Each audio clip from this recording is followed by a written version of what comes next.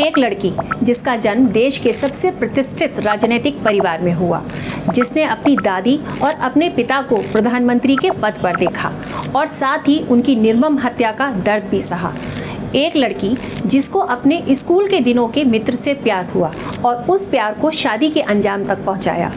एक लड़की जो खुद जब तक राजनीति में नहीं आई थी तब तक अपनी माँ भाई के चुनाव की पूरी कमान बेहतरीन ढंग से संभालती रही। अब तक तो आप समझ गए होंगे कि मैं किसकी बात कर रही हूँ। जी हाँ, मैं बात कर रही हूँ प्रियंका गांधी वाड्रा की।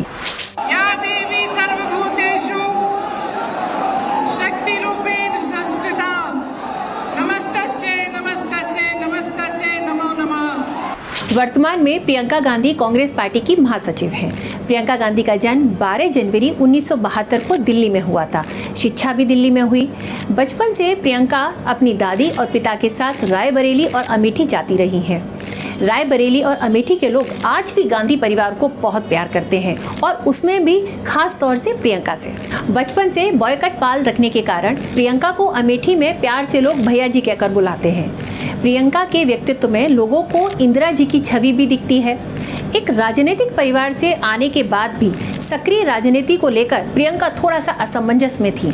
हालांकि बच्चों के बड़े हो जाने पर और परिवार की सलाह पर 2019 में प्रियंका सक्रिय राजनीति में आई। प्रियंका को लोकसभा चुनाव में पूर्वी उत्तर प्रदेश की जिम्मेदारी दी गई। उसके बाद प्रियंका राजनीति में और खास तौर से उत्तर प्रदेश की राजनीति में बेहद सक्रिय दिखाई दी। कोरोना काल में प्रवासी मजदूरों के लिए बसों की व्यवस्था हो या फिर उत्तर प्रदेश के विभिन्न जिलों में महिलाओं पर हुए अत्याचार का मामला उठाना हो, हर जगह प्रियंका बेहद सक्रिय दिखाई दी। हम पे लाठीचार्ज वगैरह सब ठीक है, हमारे खिलाफ जो भी कार्रवाई करें करने दें, लेकिन इनका व्यवहार जो उस पीड़िता के परिवार के साथ रहा है वो शर्मनाक है और ऐसा अन्याय हमने देखा नहीं है कि जो हिंदू धर्म के रखवाले अपने आप को कहते हैं, जो सरकार हर छोटी चीज पर धर्म का नाम लेती है, उस सरकार ने एक पिता को अपनी बेटी की चिता को जलाने नहीं दिया। ये अन्याय है और ये व्यवहार है उनका उत्तर प्रदेश के वासियों के साथ। प्रियंका हाथरस, आगरा, लखीमपुर खीरी, उन्नाव हर उस जगह पहुंची जहां पर गरीबों और विशेष तौर पर महिलाओं पर अत्याचार हुआ। विरोधियों ने इनको राजनीतिक टूरिज्म तक कहा, लेकिन प्रियंका डटी रही और उन्होंने राज्य सरकार को मजबूर कर दिया कि वे दोषियों के खिलाफ सख्त कदम उठाएं। परिवारों ने एक ही चीज कही है, मुआवजे की उनको कोई परवाह नहीं है, उनको न्याय चाहिए और तब तक उनको न्याय नहीं मिलेगा जब तक ये मंत्री इस्तीफा नहीं देंगे, क्योंकि उनके होते हुए निष्पक्ष जांच नहीं हो सकती। वो राज्य मंत्री हैं, राज्य गृह मंत्री हैं। हाल ही में संपन्न हुए उत्तर प्रदेश विधानसभा चुनाव में प्रियंका ने एक नारा दिया, लड़की हूँ लड़ सकती हूँ। ये निर्णय उन्नाव की उस लड़की के लिए है जिसको जलाया गया, मारा गया, उसकी भाभी के लिए है जो आज भी संघर्ष कर रही है उसका, और उसकी 9 साल की भाभी की बेटी के लिए है जिसको स्कूल में धमकाया गया था। यह निर्णय हाथरस की उस मां के लिए है जिसने मुझे गले लगाकर कहा कि उसको न्याय चाहिए, उसको न्याय नहीं मिल रहा है। और इसके बाद अन्य पार्टियों ने भी महिलाओं से जुड़े मुद्दे उठाए। हालांकि कांग्रेस पार्टी का प्रदर्शन काफी निराशाजनक रहा, लेकिन राजनीतिक के विद्वानों ने प्रियंका के प्रयासों की खूब सराहना की।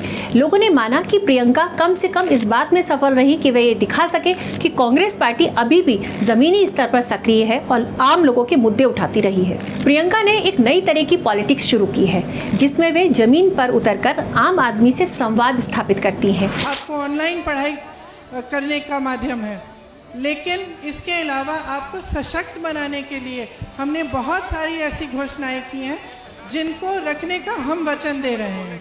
आपको गारंटी है कि अगर हमारी सरकार आएगी, ये गारंटी कार्ड आप इस्तेमाल करिए और उसके तहत आपको ये मिलेगा। ठीक है, तो हमारी कोशिश पहले भी सरकार बनी, हम हर किसी की बात मानते हैं, लेकिन सारे लोग ऐसे ही बोल के चले जाते हैं हमसे। तो अब भरोसा करना पड़ेगा आपको, एक बार करके देखिए, है ना। प्रियंका उत्तर प्रदेश में निष्क्रिय हो चुके कांग्रेस संगठन में जान फूंकने की भरपूर कोशिश कर रही है। कांग्रेस से युवाओं को जोड़ रही हैं। प्रियंका अपनी साफगोई के लिए जानी जाती हैं और पत्रकारों से दिल खोलकर बात करती हैं। अब देखना होगा कि प्रियंका का ये अंदाज कांग्रेस पार्टी को किस मुकाम तक ले जाता है। हम अपने इस प्रोग्राम में और राजनीतिक हस्तियों पर चर्चा करेंगे। हमारे इस प्रोग्राम को देखने के लिए आप सबका बहुत बहुत धन्यवाद।